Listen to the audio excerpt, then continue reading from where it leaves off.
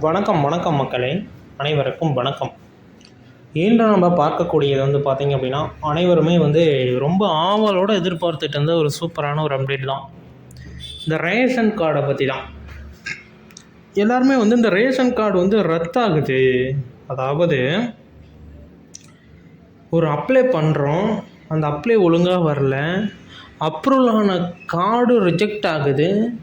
Already இப்போ 1 வருஷமாக பொருட்கள் வாங்கிட்டு இருக்கிறோம். இதனால் என்ன பிரச்சனைகள் வரப்போகுது, முன்கூட்டியே இந்த வீடியோ கிடைச்சா ரொம்ப யூஸ்ஃபுல்லாக இருக்கும்னு நீங்கள் யோசிச்சுருப்பீங்க. ஏன்னா வீடியோவை கிளிக் பண்ணி வரப்போ உங்களுடைய ஆர்வம் என்ன அப்படிங்கிறத நம்மளால் புரிஞ்சுக்க முடியும். ஃபஸ்ட்டு ஒன், எந்தெந்த கார்டெல்லாம் ரத்தாகுது அப்படிங்கிறத நீங்கள் ஃபஸ்ட் ஒன் புரிஞ்சுக்கணும்.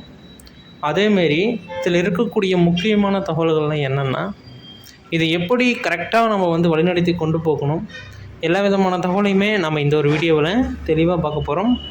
வீடியோவை ஸ்கிப் பண்ணாமல் பார்த்தீங்க அப்படின்னா மட்டும்தான் நாங்கள் கொடுக்கக்கூடிய அனைத்து விதமான தகவல்களுமே உங்களுடைய மொபைலுக்கு உடனே சேரும்.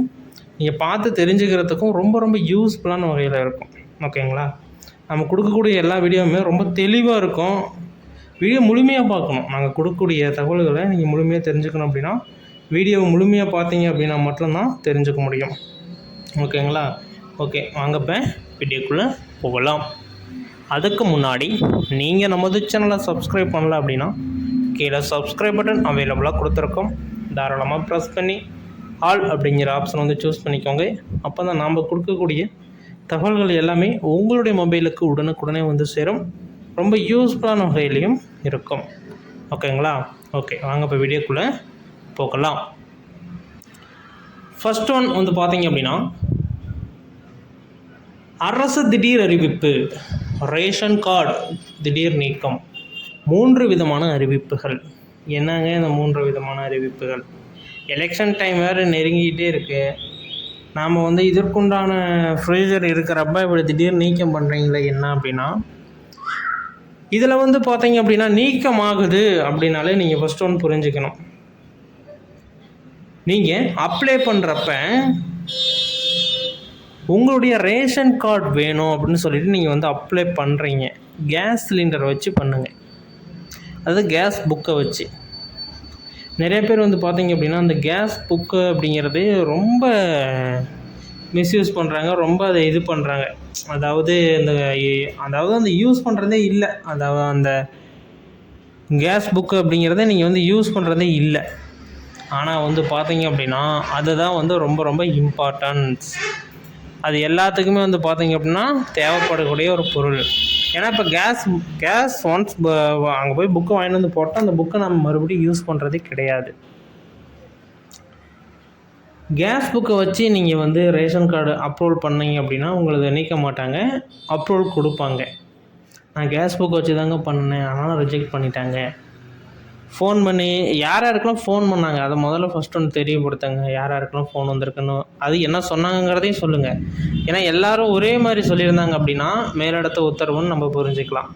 இல்லை ஒரு சில இடத்துல மாறி மாறி சொல்லியிருக்காங்க அப்படின்னா அதுக்கு என்ன அப்படிங்கிறதையும் நம்ம தெரிஞ்சுக்க முடியும். ஓகேங்களா? அதேமாரி என்னென்ன அப்டேட்ஸ் கொடுத்துருக்காங்க அப்படிங்கிறதையும் ஒன்ஸ் கீழே கமெண்ட் செக்ஷனில் தெரியப்படுத்துங்க. ஓகேங்களா? உங்களுக்கு அப்ரூவல் கொடுப்பாங்க. அதேமாரி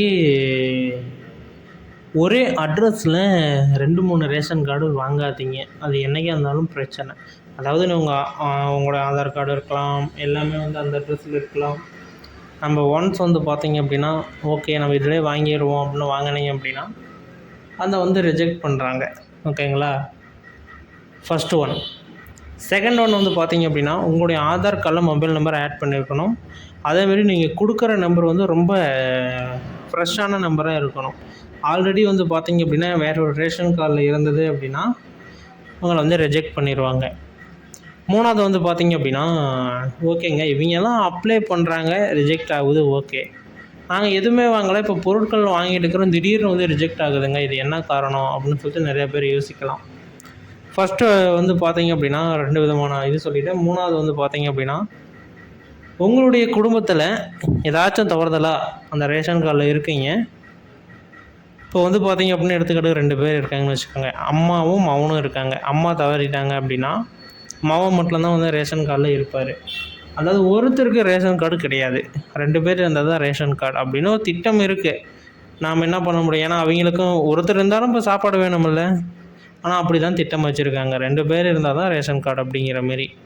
அதனால் வந்து பார்த்திங்க அப்படின்னா அது வந்து கேன்சல் பண்ணிடுவாங்க, ரத்து பண்ணிடுவாங்க. நீங்கள் அப்படி இல்லை ரத்தாகக்கூடாது அப்படின்னா மேல்முறையீடு போய் எனக்கு வேணும் ரேஷன் கார்டு, எனக்கு வந்து சித்தப்பா இருக்கார், மாமா இருக்காருன்னா அதோட நீங்கள் வந்து ஆட் பண்ணிக்கிட்டு பொருட்கள் வாங்கிக்கலாம். ஓகேங்களா? ஓகே. இதான் வந்திருக்கக்கூடிய இப்போ முக்கியமான அறிவிப்புகள். இன்னும் நிறைய விதமான தகவல்களை தெரிஞ்சுக்க நமது சேனலை சப்ஸ்கிரைப் பண்ணிக்கோங்க.